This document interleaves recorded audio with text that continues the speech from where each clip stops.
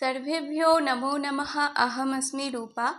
भवतां सर्वेषां संस्कृतसम्भाषणपठनार्थं JSS YouTube channel मध्ये स्वागतम् अस्ति।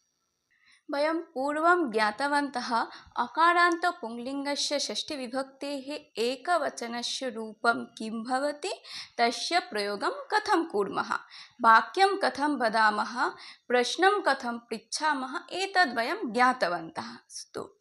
इदानीम् आकारान्तस्त्रीलिङ्गस्य प्रयोगं कथं कुर्मः, आकारान्तस्त्रीलिङ्गस्य षष्ठीविभक्तेः एकवचनस्य रूपं किं भवति, वाक्यं कथं वदामः, एतत् पठामः।